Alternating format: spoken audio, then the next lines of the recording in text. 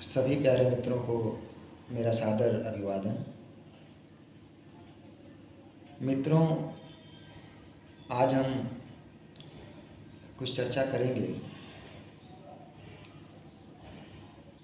कि जो लोग रामायण, भागवत गीता, वेद, पुराण या जो भी आध्यात्मिक शास्त्र हैं जिसे मानते हैं,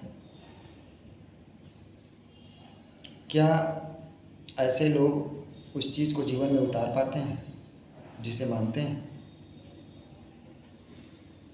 या एक पहलू ये भी है कि जो लोग श्री बाबा साहब भीमराव अंबेडकर जी को मानते हैं, क्या वे भी उनके बनाए हुए रास्तों पे या उनके नियमों पे खरे उतर पाते हैं? क्या हम आध्यात्मिक हैं और आध्यात्मिक गुरुओं से लेकर के, आध्यात्मिक ग्रंथों से लेकर के जो भी चीज़ें आध्यात्मिक क्षेत्र में हमें उपलब्ध हैं, क्या हम उन नियमों को पालन कर पाते हैं? यानी देखा जाए तो कुछ हमारे समाज में ऐसे लोग भी हैं जो मानते तो हैं, जो गीता, रामायण, भागवत गीता, रामायण प्लस सारे ग्रंथों को मानते तो ज़रूर हैं, लेकिन जीवन में नहीं उतारते। कुछ लोग ऐसे हैं जो श्री बाबा साहब भीमराव अंबेडकर जी के बनाए हुए नियमों पे भी चलते हैं, लेकिन उनको मानते नहीं हैं। समाज में बातें करते हैं कि मैं गीता, रामायण को नहीं मानता, मैं श्री बाबा साहब भीमराव अंबेडकर जी को मानता हूँ। यानी मैं अंबेडकरवादी हूँ, मैं आध्यात्मिक नहीं हूँ। और जो लोग गीता, रामायण या धार्मिक ग्रंथों को मानते हैं, वो कहते हैं कि नहीं, मैं तो इसे मानता हूँ, लेकिन श्री बाबा साहब भीमराव अंबेडकर जी के बनाए नियमों पे या उनके रास्ते पे मुझे चलना मुश्किल है। तो इसमें जो लोग मानते हैं वो कहीं ना कहीं कुछ ऐसे लोग हैं जो समाज को धोखा देते हैं। जो रामायण को मानने वाला है, जो व्यक्ति गीता को मानने वाला है, वो गौर से देखे तो वो पाएगा कि मानता तो है लेकिन उसको जीवन में उतारता नहीं है, जिससे कि उसका ये कहना कि मैं इसे मानता हूँ और ये सही है, ये गलत है।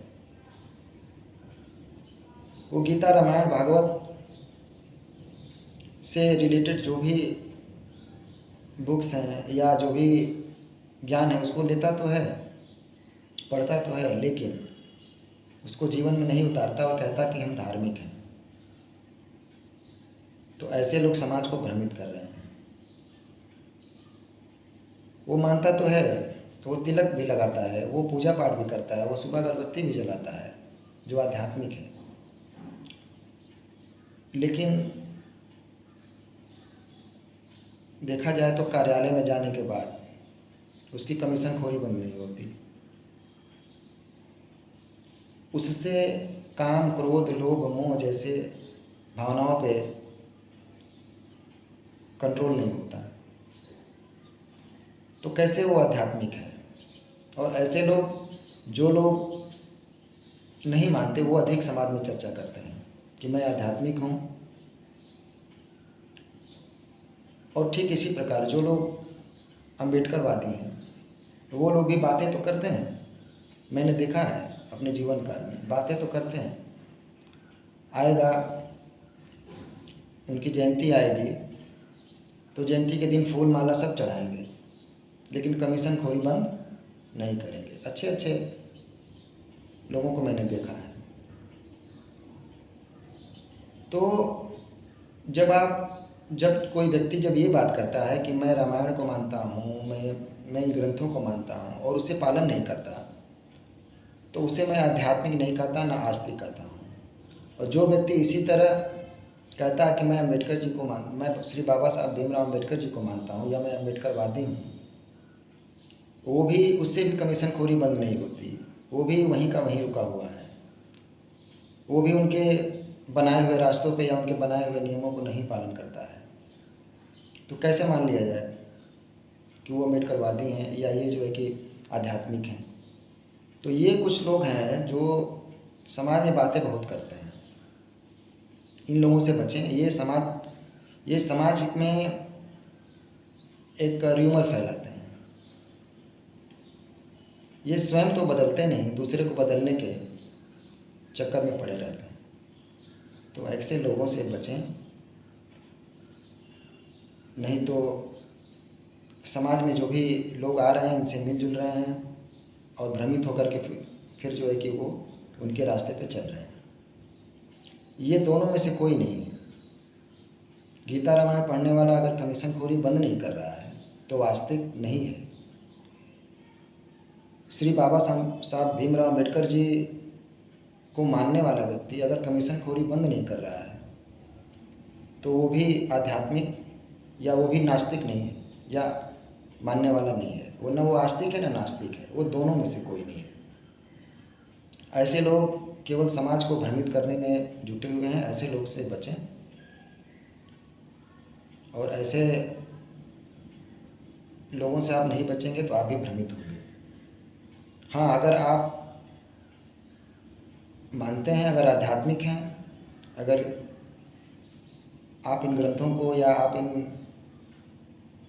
किताबों में आस्था रखते हैं या आप आध्यात्म में आस्था रखते हैं तो उसको अपने जीवन में उतारिए, तो वो फ़ायदा करेगा। तब आप दूसरों को बताएंगे तो दूसरा भी उसको समझेगा। उसी तरह अम्बेडकरवादी जो लोग हैं वो लोग भी अपनी चीज़ों को तभी बताएं जब वो उसे जीवन में उतारें। नहीं तो समाज में आपके द्वारा कही हुई हर बातें हल्के में ली जाएंगी और कोई भी बदलने वाला नहीं है। तो मित्रों, आप लोग समझें इस चीज़ को। आप लोग जिस चीज़ को मानें उसको, उसके नियमों में अपने आप को ढालने का प्रयास करें, उसके नियमों में को मानने का प्रयास करें और एक दूसरे को ये ना कहें कि नहीं जो है कि आप गलत हो और आप गलत हो।